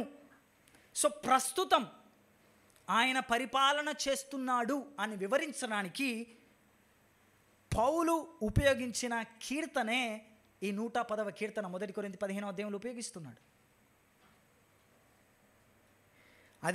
ఇదే కీర్తనని ఎఫెసీలకు రాసిన పత్రిక 1వ అధ్యాయం, 2వ అధ్యాయం, కొలసీలకు రాసిన పత్రిక 3వ అధ్యాయం, చాలా వచనాలు ఉన్నాయి అక్కడ, కానీ అవన్నీ చూడడానికి మనకు టైం లేదు. మళ్ళీ చెప్తున్నాను, చర్చ్ ఫాదర్స్కి, అపోస్తలులకి చాలా ఫేవరెట్ ఈ కీర్తన 110. హెబ్రీలో రాసిన పత్రిక 1వ అధ్యాయం 3వ వచనంలో కూడా హెబ్రీ గ్రంథకర్త ఈ యొక్క కీర్తన 110ని ఉటంకిస్తూ యేసు క్రీస్తు వారు తన శత్రువుల కంటే గొప్పవాడు, యేసు క్రీస్తు యొక్క గొప్పతనాన్ని 1వ అధ్యాయం 3వ వచనంలో ఎగ్జాల్ట్ చేస్తున్నాడు, హైలైట్ చేస్తున్నాడు. అంతేకాదు, ప్రకటన గ్రంథకర్త అయిన యోహాను 3వ అధ్యాయం 21వ వచనంలో ఇదే కీర్తన 110వ మొదటి స్టాంజాని లేదా మొదటి వచనాన్ని ఉటంకిస్తూ, కోట్ చేస్తూ, అల్యూట్ చేస్తూ యేసుక్రీస్తు యొక్క గొప్పతనాన్ని, యేసుక్రీస్తు యొక్క అధికారాన్ని హైలైట్ చేస్తున్నాడు. సో కొత్త నిబంధన రచయితలు కీర్తన 110ని వాళ్ళు ఎలా చూశారంటే, ఈయన కేవలం రాజు మాత్రమే, అనగా ఏదో దావీదు వంశములో నుండి పుట్టిన లేదా యూదులను పరిపాలించిన, యూదా దేశాన్ని పరిపాలించిన రాజు మాత్రమే కాదు, లేదా హిజ్కియా, ఉజ్జియా, సొలొమోను, వీళ్ళు కాదు. ఈయన యేసు క్రీస్తు, ఈయన ఈ రాజు మరెవరో కాదు, యేసు క్రీస్తు అని హైలైట్ చేశారు. సో కీర్తన 110ని కొత్త నిబంధనలో ఉపయోగించిన పద్ధతి ద్వారా మనం 3 విషయాలు అర్థం చేసుకోవచ్చు. 3 విషయాలు జాగ్రత్తగా వినాలి ప్లీజ్. 3 విషయాలు. నెంబర్ 1, ఇది సెమన్ డిస్కషన్లో కూడా ఉంది, చాలా జాగ్రత్తగా వినాలి. అందుకే 3 విషయాలు మనం అర్థం చేసుకోవచ్చు. నెంబర్ 1, ఈ కీర్తన 110ని డైరెక్ట్గా యేసుక్రీస్తుకు చెప్పడం ద్వారా యేసుక్రీస్తు యొక్క గొప్పతనం, ఆయన యొక్క గొప్ప అధికారం మనం అర్థం చేసుకోవచ్చు. కొత్త నిబంధన రచయితలు ఈ 110వ కీర్తన ఇలా చూశారు. ఆయన దేవదూతల కంటే గొప్పవాడు, ఆయన ప్రస్తుతం పరిపాలిస్తున్నాడు, ఆయన సార్వభౌమ అధికారం కలిగినవాడు అని కొత్త నిబంధన రచయితలు యేసుక్రీస్తును వివరించారు. అంతేకాదు, యేసుక్రీస్తు తన శత్రువులపైన విజయాన్ని సాధించాడు, తన శత్రువులపైన విజయాన్ని సాధించాడు అని కూడా గమనించారు. అందుకే పౌలు ఏమన్నాడు 1 కొరింథీ 15వ అధ్యాయంలో, శత్రువులపైన విజయాన్ని సాధిస్తాడు. ప్రస్తుతం ఆయన పరిపాలిస్తున్నాడు. అంతేకాదు, 3వ విషయం, యేసుక్రీస్తు త్వరలో, భవిష్యత్తులో ఆయన విజయాన్ని సాధించబోతున్నాడు. ప్రకటన 3వ అధ్యాయం, ఆయన భవిష్యత్తులో విజయాన్ని సాధించబోతున్నాడు. సో మరొకసారి 3 విషయాలు గమనిద్దాం. కీర్తన 110ని నూతన నిబంధన రచయితలు ఎలా ఉపయోగించారంటే 3 విషయాల గురించి ఉపయోగించారు. నెంబర్ 1, యేసుక్రీస్తు అందరికన్నా గొప్పవాడు, అందరికన్నా హెచ్చింపబడినవాడు, ఆయన సార్వభౌమాధికారం కలిగినవాడు, ఆయన దేవదూతల కంటే పెద్దవాడు, శక్తుల కంటే అధికారం కలిగినవాడు, అధికారుల కన్నా అధికారం కలిగినవాడు, ఆయన ఔన్నత్యుడు. అండ్ రెండవది, ఆయన శత్రువులపై విజయం సాధించాడు, ఆల్రెడీ సాధించాడు. కీర్తన 110లో కూడా ఉంది కదా, తన శత్రువులను పాదపీఠముగా చేయను. అండ్ మూడవది, విజయం సాధించడం మాత్రమే కాదు, భవిష్యత్తులో అల్టిమేట్గా కూడా సాధిస్తాడు. జాగ్రత్తగా మీరు గమనిస్తే మీ హృదయం ఉప్పొంగుతుంది. ఎందుకు తెలుసా? ఎందుకంటే ఆయన శత్రువులపైన విజయం సాధించాడు. మీకు అనిపించవచ్చు, అరే యేసుక్రీస్తు ఎప్పుడు యుద్ధం చేశాడు, యేసుక్రీస్తు ఎప్పుడు తన శత్రువులను పాదపీఠంగా చేసుకున్నాడు, యేసుక్రీస్తు ఎప్పుడు ఆయన కత్తులు కటారులు పట్టుకోలేదు కదా. అంటే యుద్ధం అంటే మనకు అదే కదా మనసులో వచ్చేది. కానీ ఒక విషయం చెప్పనివ్వండి, ఇది 2000 సంవత్సరాల క్రితం జరిగింది. యేసు క్రీస్తు యుద్ధం చేసి తన శత్రువులపైన గెలిచాడు.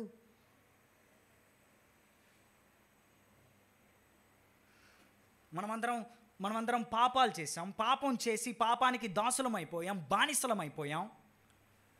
బానిస అవ్వడం ద్వారా సాతాను యొక్క చెరలో మనం ఉన్నాం, సాతాను యొక్క బందీలమైపోయాం. అతనిని పూజించాం, ఆయననే ఆరాధించాం. ఎందుకంటే మన మనసులు, మన ఆలోచనలు, మన తలంపులు, మన ఊహలు, మన ఉద్దేశాలు పాపముతో పంకిలమైపోయి, పాపముతో దారుణమైన స్థితిలో దిగజారిపోయి మనం ఉన్నప్పుడు, సాతానునే ఆరాధిస్తూ పూజిస్తూ నువ్వే మా రాజువు, నీవే మా రాజువు అని ఎఫెసీ 2లో చెప్పినట్టుగా ఆయన అధికారం కింద ఉన్న మనల్ని రక్షించడానికి, విమోచించడానికి, కాపాడడానికి, బందీ నుండి విడిపించడానికి, చెర నుండి విడిపించడానికి ఆయనే ఈ లోకానికి వచ్చాడు. చాలామంది ఏమనుకుంటారంటే, బ్రదర్ మీరు చెప్పిన పాపాలన్నీ నేనేం చేయలేదు, నేను పాపాలే చేయలేదు. చిన్నప్పటి నుంచి క్రైస్తవుల ఫ్యామిలీలో పుట్టాను. క్రైస్తవులు పొద్దున లేస్తే ప్రైజ్ ద లార్డ్, సాయంత్రం వస్తే ప్రైజ్ ద లార్డ్, దేవునికి స్తోత్రం, హల్లెలూయా, స్తోత్రం చెల్లింతుము. ఈ తప్ప నా జీవితంలో ఇంకేం తెలియదు. నేను వాటిని పూజించలేదు. యేసుక్రీస్తు మాత్రమే. ఆదివారం వస్తే టంచనగా వెళ్ళిపోతా. అఫ్కోర్స్ అటు ఇటు అయినా లేటా. అసలు నేనేం చేయలేదు బ్రదర్ నీకు పాపం అంటే అర్థం కాలేదు బ్రదర్, అర్థం కాలేదు. ఎందుకంటే పాపం అంటే మన దృష్టిలో కొన్ని స్పెషల్ కేటగిరీస్ ఉంటాయన్నమాట. హత్య, వ్యభిచారం, ఓకే, ఇవి ఉంటాయి కొన్ని కేటగిరీస్. అవి మాత్రం చేస్తేనే మనం పాపులం అని ఫీల్ అవుతాం. మిగతాయి పాపాలు కాదు, మనం పాపులం కాదు. ఒక ఆయన ఇలా అన్నారు ఆథర్, మన హృదయాలు చాలా భయంకరమైనవి. కొంతమంది తమ మాటల ద్వారా పాపం చేస్తారు, కొంతమంది వారి ఆలోచనల ద్వారా పాపం చేస్తారు, లస్ట్ఫుల్ థాట్స్. కొంతమంది కత్తి పెట్టి పొడి చేసి చంపేస్తారు, ఆ ద్వారా పాపం చేస్తారు. ఆ విధంగా ఇంకొంతమంది తమ మాటలతో కత్తిపోటు వంటి మాటలు పలికి పాపం చేస్తారు. కొంతమంది హోమోసెక్సువాలిటీ ప్రాక్టీస్ చేసి, లేదా ఎక్స్ట్రా మ్యారిటల్ అఫేర్ లేకపోతే ఫోర్నికేషన్, పెళ్ళికి ముందే సెక్స్ చేయడం ద్వారా పాపం చేస్తారు. ఇంకొంతమంది పోర్నోగ్రఫీ చేయడం ద్వారా, సేమ్ లస్ట్ఫుల్ థాట్స్ కలిగి ఉండడం ద్వారా సేమ్ పాపం చేస్తున్నారు. కొంతమంది దొంగతనం చేస్తారు, కొంతమంది పిసినారితనం కలిగి ఉంటారు. కొంతమంది ఇతరులకు కీడు చేస్తారు, ఇంకొంతమంది ఇతరులకు కీడు జరగాలని మనస్సులో ఆలోచిస్తారు. ఇవన్నీ పాపాలే. Now tell me who is righteous. Now tell me, ఇప్పుడు చెప్పండి, ఎవరు పరిశుద్ధులు? ఇక్కడున్న వాళ్ళు ఎవరైనా నీతిమంతుని చిన్నప్పటి నుండి అని చెప్పగలరా? ప్రతి ఒక్కరం ఏదో విధంగా పాపం చేసి సాతానుకు బందీలముగా ఉన్న వాళ్ళమే, చెరలో ఉన్న వాళ్ళమే, సాతానును రాజుగా కలిగి ఉన్న వాళ్ళమే, సాతానును పూజిస్తూ ఉన్న వాళ్ళమే. నరకానికి దగ్గరగా నరకపు పొలిమేరలలో పరిగెడుతూ వేగంగా నరకానికి వెళ్ళవలసిన మనల్ని ఆయన తన ప్రేమ చేత, ఆయన తన కృప చేత ఆయనే ఈ లోకానికి వచ్చాడు.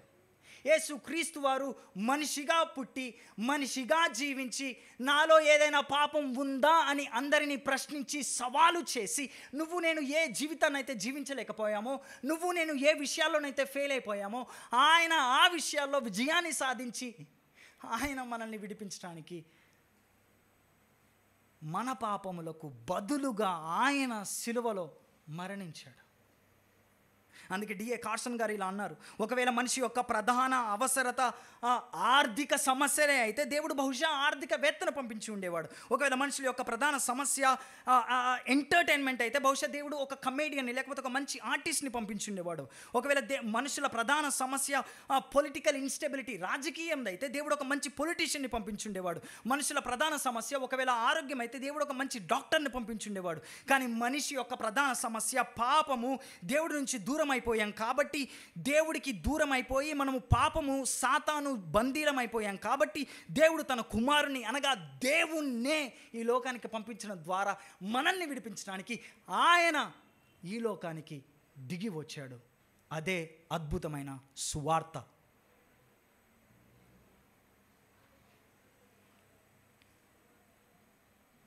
ఆయన వచ్చాడు. ఆయన వచ్చి మనం ఏదైతే జీవితాన్ని జీవించలేకపోయామో ఆయన జీవించాడు, ఆయన మరణించాడు, ఆయన తిరిగి లేచాడు. తద్వారా మత్తయి సువార్త 28వ అధ్యాయం 18వ వచనంలో చెప్పినట్లుగా ఆయన మరణాన్ని జయించడం ద్వారా, సాతానును ఓడించడం ద్వారా, సిలువలో సాతానును ఓడించడం ద్వారా, మరణపు ముళ్ళుని విరిచివేయడం ద్వారా, మరణాన్ని ఓడించడం ద్వారా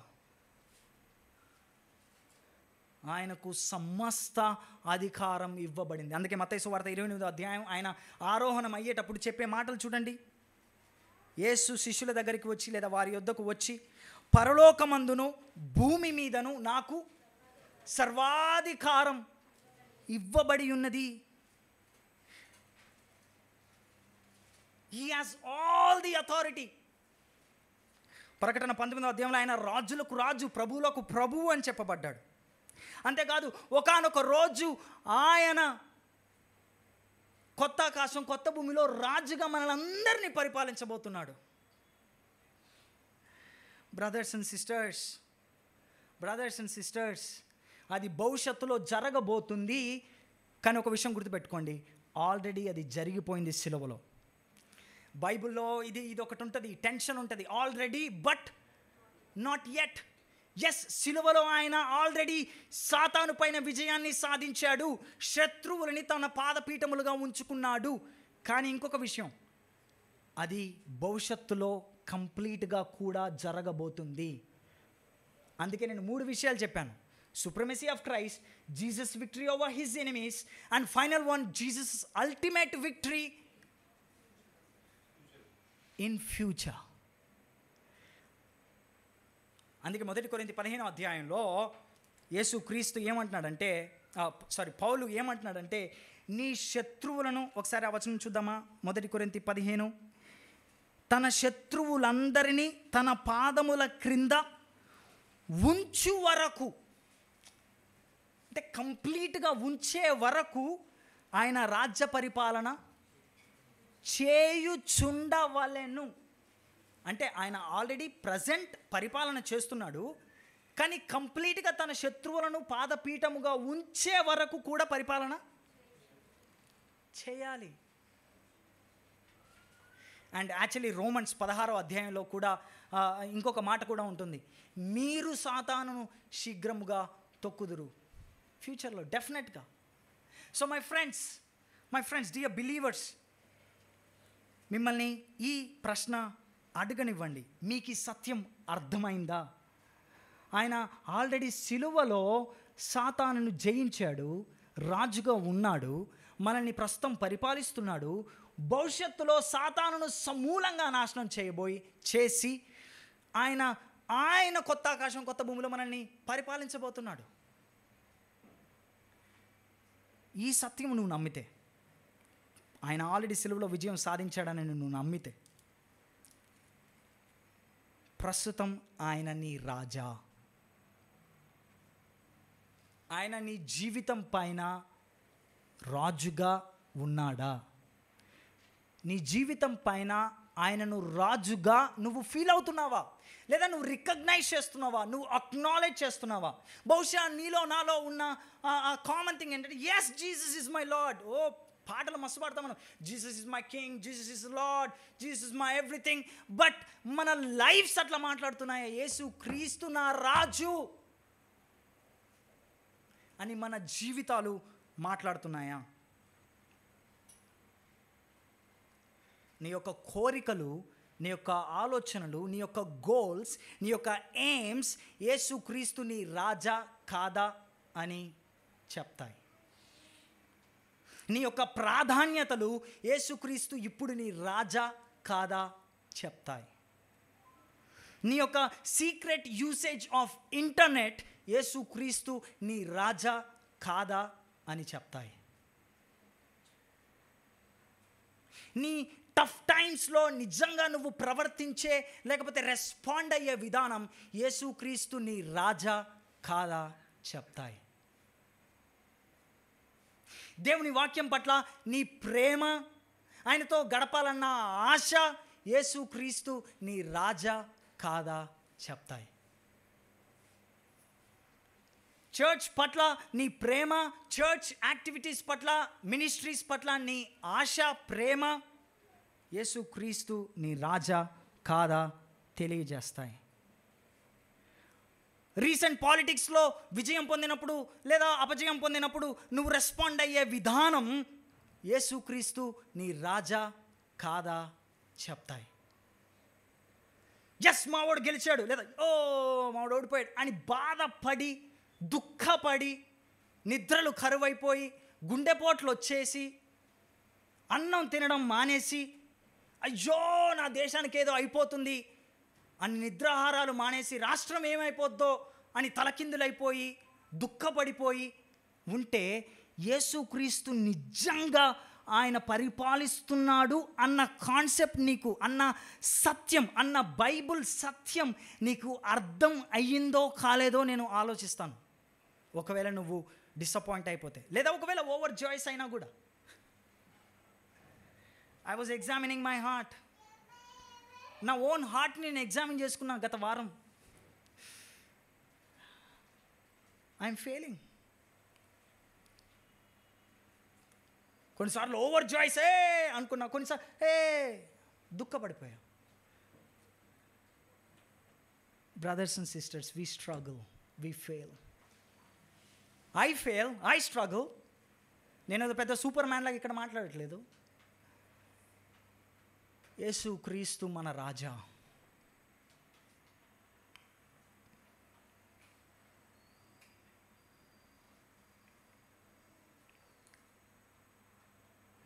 డియర్ బిలీవర్స్, ఇంకొక ఎంకరేజ్మెంట్ మీకు ఇవ్వనివ్వండి.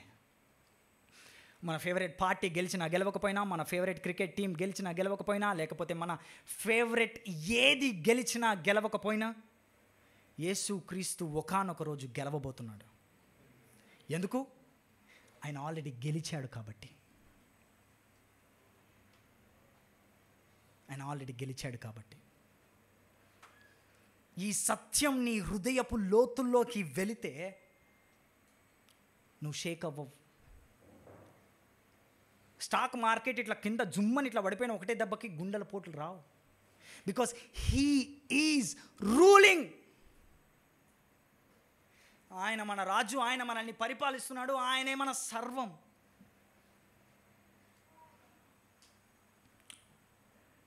కీర్తన 110 మొదటి 3 వచనాలు చూసిన తర్వాత మనకు అర్థమయ్యేది ఏంటంటే, దావీదు కేవలం తన సంతానం గురించి మాత్రమే కాదు, కానీ ఆయన తన సంతానములో నుంచి వచ్చే మెస్సియా యేసుక్రీస్తు ప్రభువు గురించి మాట్లాడుతున్నాడని. 2వ సమూయేలు 7వ అధ్యాయంలో ఏదైతే చాలా ఫేమస్ దావీదు నిబంధన ఇంగ్లీష్లో డేవిడిక్ కవెనెంట్ ఏదైతే 2వ సమూయేలు 7వ అధ్యాయం 13-16 వచనాల్లో చేశాడో, ఆ డేవిడిక్ కవెనెంట్ గురించి, ఆ దావీదు నిబంధన గురించి, ఆ రాబోయే మెస్సియా గురించి మాట్లాడుతున్నాడు అని మనకు అర్థమవుద్ది. అలా కొత్త నిబంధన రచయితలు అర్థం చేసుకున్నారు.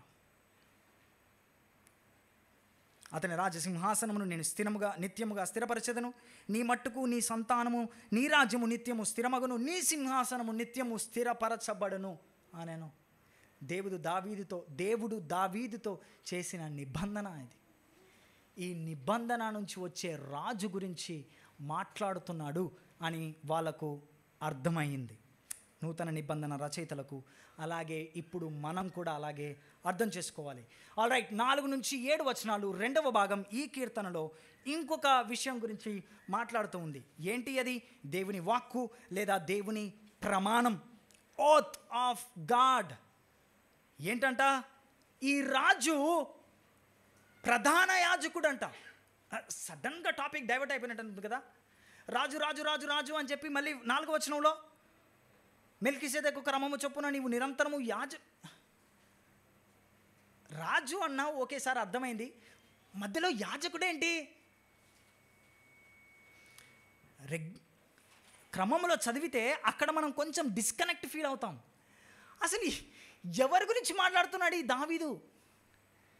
రాజు అన్నాడు, మళ్ళీ సడన్గా యాజకుడు అంటున్నాడు.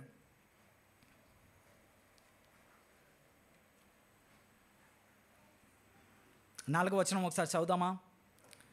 మెల్కీసెదెకు క్రమము చొప్పున నీవు నిరంతరము యాజకుడవయ్యుందువని యెహోవా ప్రమాణము చేసి ఉన్నాడు, ఆయన మాట తప్పనివాడు.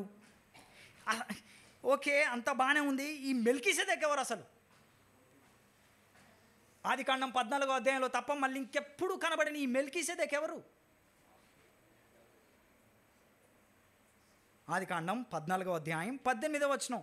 పాత నిబంధనలో ఈయన గురించి ఈ ఆదికాండం 14వ అధ్యాయం, ఈ కీర్తన 110, ఈ 2 చోట్ల తప్ప ఇంకెక్కడ కనిపించదు. మళ్ళీ 3వసారి మనకి హెబ్రీలో కనబడతారు. అసలు ఎవరు ఈ మెల్కీసెదెకు?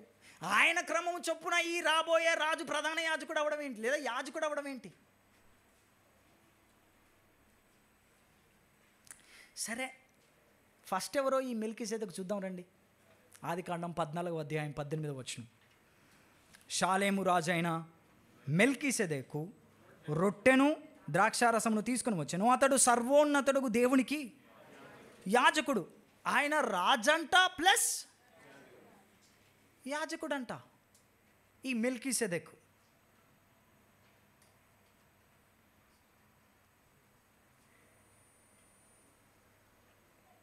మనకు తెలుసు కదా, యాజకులు జనరల్గా ఏ వంశం నుండి వస్తారు? ఏ గోత్రం నుండి? లేవి నుండి. కానీ ఈ యొక్క కీర్తనలో ఎవరిని, ఏ గోత్రపు వారి నుండి ఈ యొక్క యాజకుడు వస్తాడని చెప్తున్నాడు? దావీదు. దావీదు ఏ గోత్రం?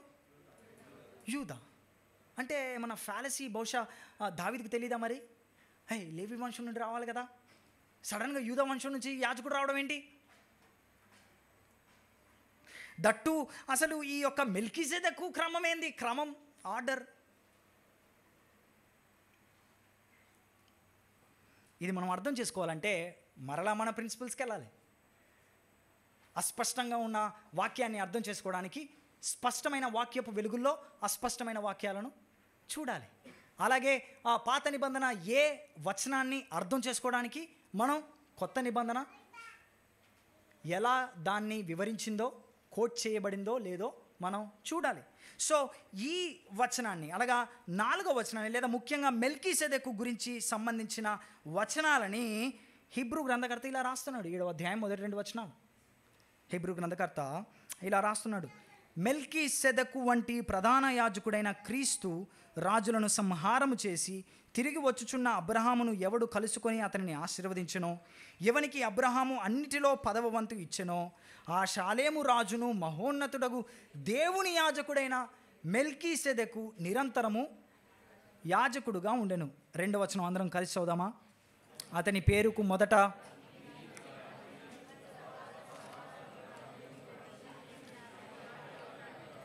అతడు తండ్రి లేనివాడును, తల్లి లేనివాడును, వంశావళి లేనివాడును, జీవితకాలమునకు జీవమునకు అంతమైనను లేనివాడునయ్యుండి దేవుని కుమారుని పోలి ఉన్నాడు. ఈ మెల్కీసెదెకి తండ్రి లేదంట, తల్లి లేదంట, వంశావళి లేదంట. అసలు ఎక్కడ ఆరంభించబడ్డాడో తెలియదు, ఎలా ముగించబడ్డాడో తెలియదు. అంటే బైబుల్లో ఆల్ ఆఫ్ సడన్ వస్తాడు, ఆల్ ఆఫ్ సడన్ మాయమైపోతాడు. సో ఈయన క్రమములో ఈ రాబోయే యాజకుడుగా ఉంటాడంట. మనం జాగ్రత్తగా చూస్తే మెల్కీసెదెకు ఎటువంటి యాజకుడి ఏమందాం దాన్ని, యాజక వంశానికి సంబంధించిన వాడు కాదు, ఆదికాండం 14వ అధ్యాయంలో చూస్తే. అంతేకాకుండా అతడు దేవుడి చేత ఎన్నుకోబడిన వాడు యాజకుడిగా ఉండడానికి. అక్కడ చూడండి 7వ అధ్యాయం 2వ వచనంలో, మహోన్నతుడకు దేవునికి యాజకుడైన మెల్కీసెదెకు. యేసు క్రీస్తు కూడా ఎటువంటి ఫ్యామిలీ, ఆయన యూదా గోత్రానికి చెందినవాడు, లేవి గోత్రానికి చెందినవాడు కాదు, కానీ ఆయన కూడా యాజకుడుగా ఇప్పుడు మనకి పిలువబడుతున్నాడు. Same like మెల్కీసెదెక్.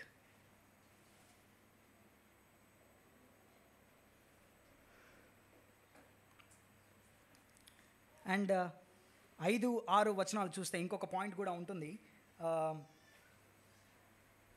కానీ 5-6 వచనాలు చూస్తే మళ్ళీ మనం ఇంకొక విషయాన్ని చూసి తర్వాత మెల్కీసెదెక్ గురించి ఇంకో విషయం మాట్లాడుకుందాం.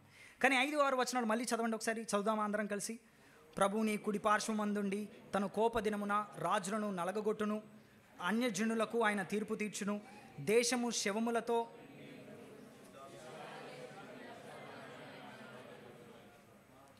ఇక్కడ చూడండి, సడన్గా మళ్ళీ దావీదు లైన్ మార్చేశాడు, తన లైన్ ఆఫ్ థాట్ని. మొదటి 3 వచనాలు రాజు గురించి మాట్లాడాడు, 4వ వచనం యాజకుని గురించి మాట్లాడాడు, అంటే యాజకుల గురించి. 5-6 వచనాల గురించి వచ్చేసరికి సడన్గా మళ్ళీ యుద్ధం, మరలా రాజు language, war language, king language వాడుతున్నాడు. చూడండి, ప్రభువుని కుడిపార్శ్వమందుండి తన కోపదినమున రాజులను నలగగొట్టును, అన్యజనులకు ఆయన తీర్పు తీర్చును, దేశం శవములతో నిండి ఉండును, విశాల దేశం మీది ప్రధానుని ఆయన నలగగొట్టును. ఈ మరలా ఈ వార్ లాంగ్వేజ్ అనగా యుద్ధం చేసేది జనరల్గా రాజులే కదా. సో మరలా అగైన్ తన థాట్ని చేంజ్ చేశాడు దావీదు గారు. 4వ వచనంలోనేమో యాజకుని గురించి, ప్రీస్ట్ గురించి మాట్లాడి, మరలా 5th 6th ఏమో కింగ్ లాంగ్వేజ్ మాట్లాడుతున్నాడు. ఇది మనకు అర్థం కావాలంటే మెల్కీసెదెక్ ఎవరో కూడా మనకు అర్థం కావాలి. మెల్కీసెదెక్ ఇందాక ఆదికాండం 14-18 ఆయన ఏమని చూసాము, ఆయన రాజు మరియు. సో ఇప్పుడు రాబోయే ఈ మెస్సాయ, రాబోయే ఈ యేసుక్రీస్తు వారు, లేకపోతే రాబోయే ఈ యొక్క రక్షకుడు కూడా ఏమై ఉండాలి, రాజై ఉండాలి, యాజకుడై ఉండాలి. అందుకే మెల్కీసెదెకు క్రమము చొప్పున అనేది చాలా ముఖ్యం.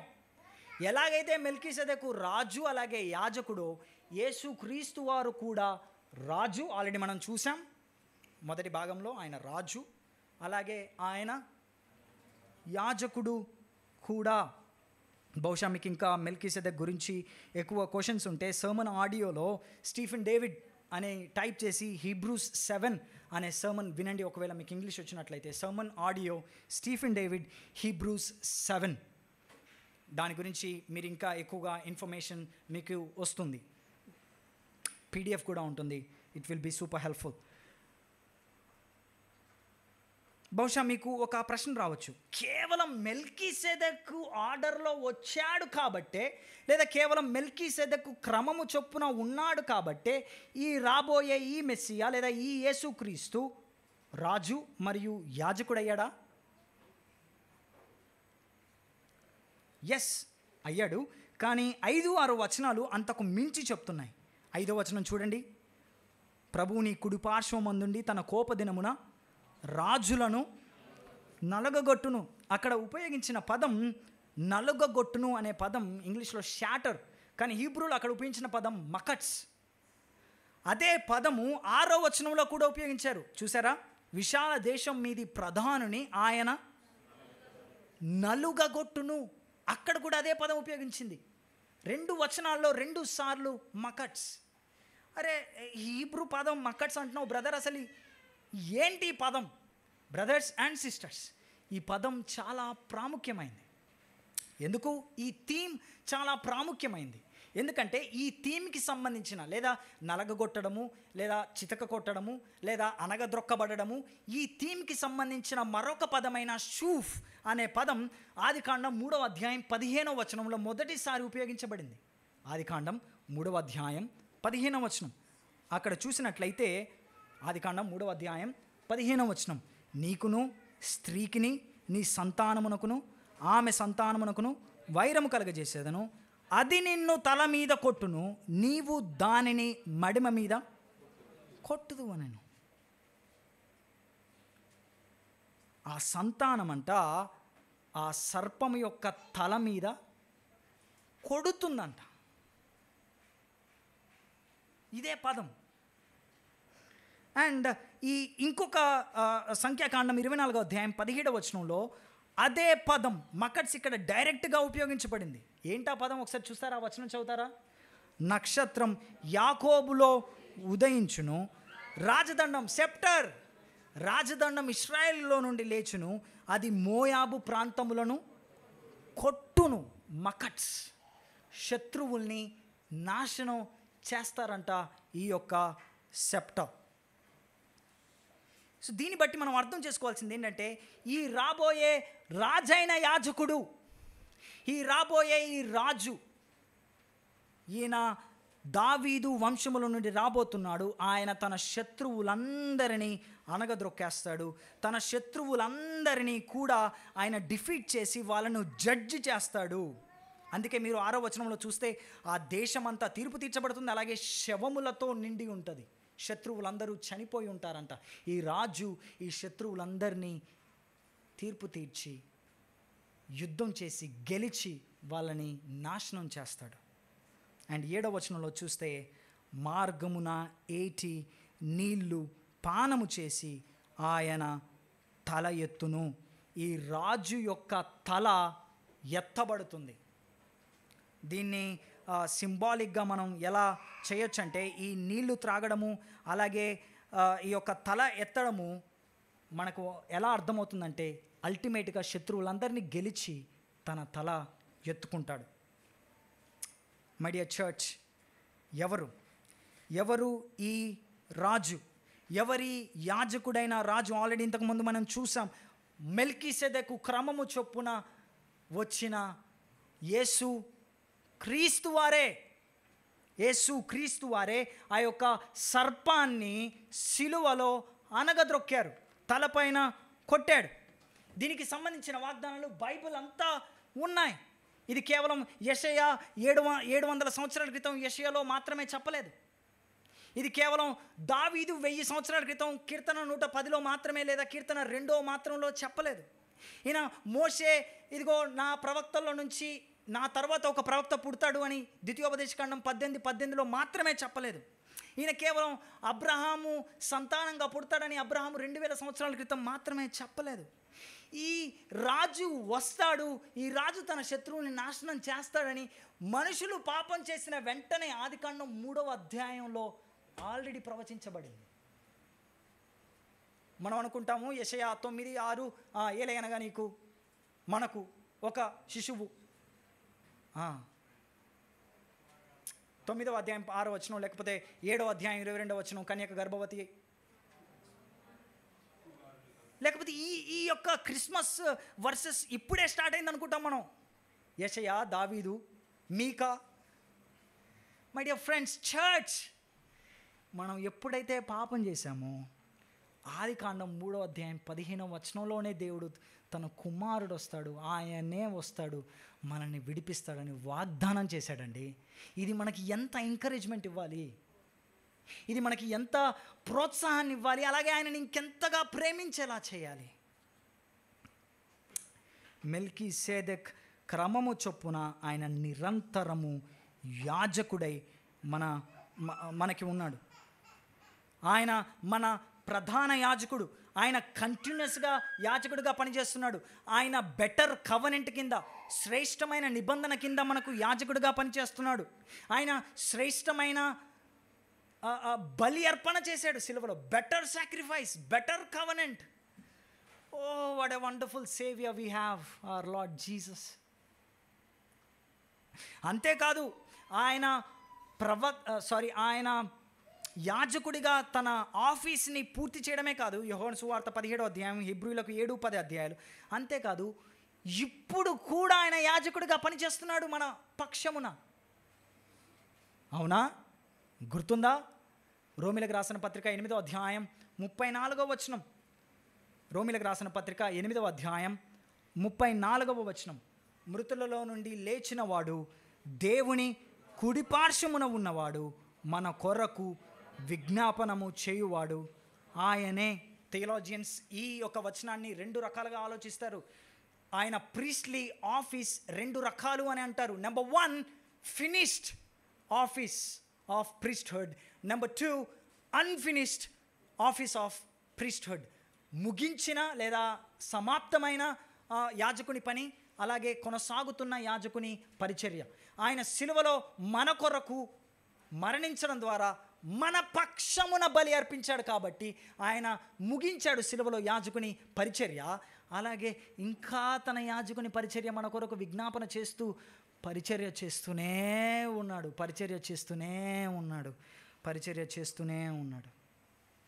అప్పుడు నువ్వు నేను మన బలహీనతలో మన పక్షమున ఉన్న మన పరిశుద్ధుడైన యాజకుని దగ్గరికి పరిగెట్టి, ప్రభువా నా వల్ల కావడం లేదయ్యా, నా వల్ల కావడం లేదు, నాకు శక్తినియ్యి, నాకు బలము నువ్వండి, ఈ శోధనలో నా వల్ల కావడం లేదు, ఈ బలహీనతలో నా వల్ల కావడం లేదు అని ఆయన దగ్గరికి పరిగెట్టుకుంటూ వెళ్తాం. ఎందుకంటే ఆయన శ్రేష్టమైన యాజకుడు, ఆయన శ్రేష్టమైన బలి అర్పించాడు, ఆయన శ్రేష్టమైన నిబంధన కింద మనకు పరిచర్య చేస్తున్నాడు, మన పక్షమున విజ్ఞాపన చేస్తున్నాడు. అందుకే ఒక భక్తుడు అంటాడు, యేసు క్రీస్తు నా పక్షమున విజ్ఞాపన చేస్తున్న ధ్వని, సౌండ్ నాకు వినిపిస్తే, పక్క గదిలో నా కోసం ప్రార్థన చేస్తున్నాడు, విజ్ఞాపన చేస్తున్నాడు అన్న ధ్వని నాకు వినిపిస్తే, ఏమి జరిగినా, ప్రపంచం తలకిందులైపోయినా నేను నిశ్చయంగా ఉంటాను. డియర్ ఫ్రెండ్స్, డియర్ చర్చ్, నిజంగా ఈ ప్రధాన యాజకుడు మనతో సహానుభవం కలిగిన వాడు, మనల్ని అర్థం చేసుకునేవాడు. హీబ్రూ గ్రంథకర్త అంతా రాసేది అదే. 2వ అధ్యాయం 4వ అధ్యాయంలో ఆయన మనల్ని అర్థం చేసుకోగలడు. నీ యొక్క టెంప్టేషన్స్లో, నీ యొక్క బాధలో ఆయన దగ్గరికి పరిగెట్టు. ఆయన దేవుడండి అంటాం మళ్ళీ మనం, ఆయన మనిషి కూడా అండి.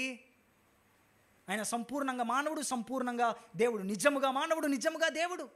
ఆయన దగ్గరికి వెళ్తే మన బాధలను ఆయన అర్థం చేసుకోగలడు, నీకు సహాయం చేయగలడు. ఆయన స్టిల్ నీ పక్షమున విజ్ఞాపన చేస్తున్నాడు. కాబట్టి ఆయన యందు విశ్వాసం ఉంచుదాం, ఆయన యందు నమ్మకం ఉంచుదాం, ఆయన వైపే చూద్దాం. అంతేకాదు, ఇంకొక మాట చెప్పనివ్వండి, ఆయన యాజకుడుగా ఉండడమే కాదు, ఈరోజు పాడుకున్నట్లుగా ఆయన మనల్ని యాజకులుగా చేశాడు. అర్హత లేని, యోగ్యత లేని, పాపులమైన, నిరంతరము పాపముతో పోరాడుతున్న మనల్ని, మై గుడ్నెస్, అది నీకు నాకు అర్థమైతే మన హృదయాలు ఆరాధనతో ఉప్పొంగుతాయి. 1 పేతురు 2వ అధ్యాయం 9వ వచనం, అయితే మీరు చీకటిలో నుండి ఆశ్చర్యకరమైన తన వెలుగులోనికి మిమ్మును పిలిచిన వాని గుణాతిశయములను ప్రచురము చేయు నిమిత్తము ఏర్పరచబడిన వంశం. Please be encouraged church. మీరు ఏర్పరచబడిన వంశం, రాజులైన యాజక సమూహం, పరిశుద్ధ జనం, దేవుని సొత్తైన ప్రజలం. మనం యాజకులం. పాస్టర్ ఒక్కడే కాదు, మనమందరం. అందుకే రిఫర్మేషన్లో, సంఘ సంస్కరణలో ఒక అద్భుతమైన డాక్ట్రిన్ ఏంటంటే ప్రీస్ట్హుడ్ ఆఫ్ ఆల్ బిలీవర్స్. అప్పటి వరకు పాస్టర్ మాత్రమే, పాదిరి మాత్రమే దేవుడికి ప్రజలకి మధ్యలో ఉండే అనుసంధానకర్తలాగా. కానీ ఇప్పుడు ఎప్పుడైతే రిఫర్మేషన్లో సంఘ సంస్కరణ జరిగిందో అప్పుడు అన్నాడు, లేదండి, మార్టిన్ లూథర్ గారు ఏమన్నారంటే, కాదు, ప్రతి విశ్వాసి యాజకుడే, ప్రతి విశ్వాసి డైరెక్ట్గా దేవుడి దగ్గరికి వెళ్ళిపోవచ్చు. ఎందుకు? బికాస్ యేసుక్రీస్తు మన ప్రధాన యాజకుడు కాబట్టి, పాస్టర్ కాదు. తెలుగు సంఘాలు ఎలా తయారైపోయినాయి అంటే pastor pastor pastor pastor pastor pastor, అందుకే పాస్టర్ దగ్గరికే ప్రార్థన చేసుకోవాలి, పాస్టర్ దగ్గరికే వెళ్ళాలి, పాస్టర్ దగ్గరికే వెళ్ళాలి, పాస్టర్ దగ్గర మాత్రమే ఆయిల్ పూస్తారు. విశ్వాసులు ఇంకొకరు ప్రార్థన చేయొచ్చు కదా? లేదు లేదు, పాస్టర్కి స్పెషల్ ఉంది, పాస్టర్ స్పెషల్, పాస్టర్ స్పెషల్. బహుశా స్పెషల్ అవ్వచ్చేమో, కానీ ఆయన యాజకుడు కాదు. ఆయన రెస్పాన్సిబిలిటీ కొంచెం దొడ్డ జాబ్ కావచ్చు, బైబిల్ ప్రకారం అది శ్రేష్టమైన జాబ్ కావచ్చు, కానీ దేవుడికి ప్రజలకు మధ్యలో ఉండే మధ్యవర్తి పాస్టర్ కాదు. Every believer can go to God because of Jesus Christ. వాక్యాన్ని అర్థం చేసుకున్న పాస్టర్, నేను కాదు ప్రభువా, నువ్వే నువ్వే అని తను దాచుకుంటాడు. అన్నిటికెళ్ళి నేనే అని అన్నాడు. మన తెలుగు సంఘాలు ఇలా ఉంటే ఎంత బాగుంటుంది. ప్రీస్ట్హుడ్ ఆఫ్ బిలీవర్స్ ప్రాక్టీస్ చేస్తే ఎంత బాగుంటుంది. ఆయన మనల్ని యాజకులుగా చేశాడు. ప్రియ స్నేహితురాలా, బ్రదర్స్ అండ్ సిస్టర్స్, ఆయన మనల్ని యాజకులుగా చేశాడు. దేనికి? అదే వచనంలో దేనికి? ఆయన గుణాతిశయములను ప్రచురం చేయడానికి. To proclaim his excellencies. ఆయన గుణాతిశయములను ప్రచురము చేయడానికి మనల్ని పిలిచాడు. ప్రచురిద్దాం. యాజకులం కాబట్టి ప్రచురిద్దాం. అందుకే థియలాజియన్ డాక్టర్ డగ్ విల్సన్ గారు ఏమంటారంటే, 3వ వచనాన్ని చూసి, ఈ యవనస్తులు ఎవరైతే పరిశుద్ధమైన వస్త్రాలు ధరించి రెడీగా ఉన్నారో యుద్ధం చేయడానికి, వాళ్ళు ఎవరో కాదు, పరిశుద్ధాత్మ చేత నింపబడి దేవుని నీతిని కప్పుకున్న సంఘమే. పరిచర్య చేయడానికి, సువార్తను ప్రకటించడానికి, సంఘాలను స్థాపించడానికి, లోకల్ చర్చెస్ని ప్లాన్ చేయడానికి రెడీగా ఉన్న, తమ రాజు తరపున యుద్ధం చేయడానికి, అంధకార చీకటి శక్తులతో పోరాడడానికి, యుద్ధం చేయడానికి రెడీగా ఉన్న సంఘమే చర్చ్. We are warriors. మనం యాజకులం, మన రాజును సేవించే ప్రజలం. ఈ మాట మిమ్మల్ని అడగనివ్వండి నా ముగింపులో. ఆయన గుణాతిశయములను ప్రచురిస్తున్నామా? ఆయన మన రాజుగా ఉన్నాడా? ఆదాము ఫెయిల్ అయ్యాడు, ఇశ్రాయేలు యూదా ఫెయిల్ అయింది, కానీ యేసుక్రీస్తు వచ్చి అన్నిటినీ చక్కబరిచాడు. ఈ కీర్తన 110వ రాజు, యాజకుడైన రాజు, మనల్ని ప్రస్తుతం పరిపాలిస్తున్న రాజు, ప్రస్తుతం మన కొరకు విజ్ఞాపన చేస్తున్న మన యాజకుడు, ఈయన నెరవేర్చాడు. తను ఏదైతే మాట ఇచ్చాడో ఆదికాండం 3వ అధ్యాయం 15వ వచనంలో, ఆ మాటను నెరవేర్చి సంవత్సరాలు జరిగిన తన మాటను నెరవేర్చుకోవడానికి ఆయన అన్ని రకాలుగా హి డిడ్ ఎవ్రీథింగ్. ఇంకా ఆయన నమ్మకత్వాన్ని నువ్వు సందేహిస్తున్నావా? ఇంకా ఆయన నమ్మకత్వాన్ని, ఆయన ఫెయిత్ఫుల్నెస్ని ఇంకా నువ్వు నేను సందేహిస్తున్నామా? పరిశుద్ధాత్మ దేవుడి ప్రేరేపణ చేత దావీదు ఈ రాజు రాబోతున్నాడు.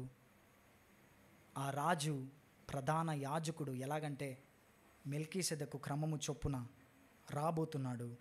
తన శత్రువులందరినీ నాశనం చేసి అల్టిమేట్ విక్టరీ క్రాస్లో, అలాగే అల్టిమేట్ విక్టరీ ఫ్యూచర్లో మనకివ్వబోతున్నాడు. ఆయన గెలిచాడు, మరలా గెలవబోతున్నాడు. ఆయన మన పక్షమున బలి అర్పణ చేశాడు, ప్రస్తుతం విజ్ఞాపన చేస్తూ ఉన్నాడు యాజకుడిగా. మరి ఆయన యందు విశ్వాసం ఉంచి ముందుకు మన ఆధ్యాత్మిక యాత్రలో కొనసాగుతాం. క్రీస్తు అజేయుడైన మన రాజు, క్రీస్తు మన గొప్ప ప్రధాన యాజకుడు. కళ్ళు మూసుకుందాం.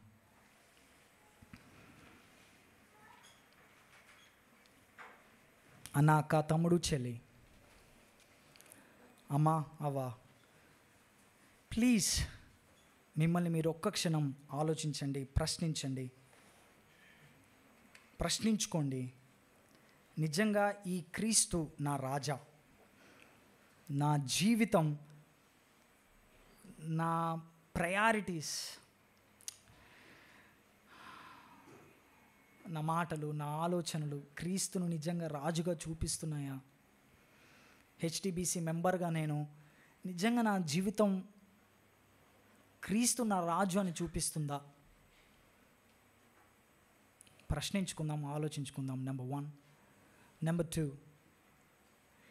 ఆయన నా యాజకుడు, ఆయన నా ప్రధాన యాజకుడు అయినప్పుడు, ఆయన నా కొరకు మొరపెడుతున్నప్పుడు, విజ్ఞాపన చేస్తున్నప్పుడు నేను ఎందుకని ఇంకా దిగులు పడుతున్నాను, భయపడుతున్నాను, ఆందోళన చెందుతున్నాను?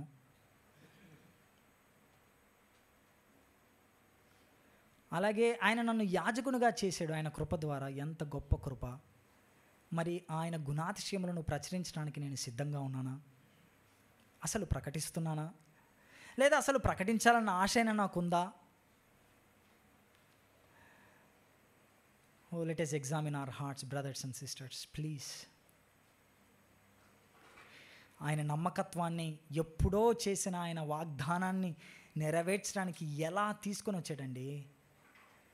ఆదికాండం 3వ అధ్యాయం, ఆదికాండం 12వ అధ్యాయం, ఆదికాండం 49వ అధ్యాయం, సంఖ్యాకాండం 24వ అధ్యాయం, ద్వితీయోపదేశకాండం 18వ అధ్యాయం, 2వ సమూయేలు 7వ అధ్యాయం, కీర్తన 110, కీర్తన 2, యెషయా 7, యెషయా 9, మీకా 5, మత్తయి 1:1, మత్తయి 1:21. ఎంత అద్భుతమైన ప్రణాళిక! ప్రభువా, మా హృదయాలు కృతజ్ఞతతో నిండిపోయాయి ప్రభువా. ఒకప్పుడు సాతాను మా రాజు, సాతాను మేము పూజించాము, ఆరాధించాము. కానీ నువ్వు మమ్మల్ని రక్షించడానికి నీ కుమారుడైన యేసు క్రీస్తుని లోకానికి పంపించి ఆయన చేసిన అద్భుతమైన పరిచర్య ద్వారా, ఆయన శత్రువుల్ని సిలువలో ఓడించిన విధానం ద్వారా, అలాగే ఆయన యాజకుడిగా చిందించిన రక్తం ద్వారా, అలాగే యాజకుడిగా అర్పించిన బలి అర్పణ ద్వారా మీరు మమ్మల్ని రక్షించారు, రక్షిస్తూనే ఉన్నారు, భవిష్యత్తులో సంపూర్ణంగా రక్షించబోతున్నారు. ఇట్టి విశ్వసనీయత కలిగిన రాజుగా, యాజకుడిగా నీవు మాకున్నప్పుడు మేము చాలాసార్లు ఫెయిల్ అయిపోతున్నాం ప్రభువా. నేను ఫెయిల్ అవుతున్నాను ప్రభువా, ఒక వ్యక్తిగా, ఒక విశ్వాసిగా, ఒక సంఘ కాపరిగా, ఒక భర్తగా నేను ఫెయిల్ అవుతూనే ఉన్నాను ప్రభువా. నాకు మీ కృప కావాలి, మా అందరికీ మీ కృప కావాలి, మాకందరికీ మీ కృప కావాలి.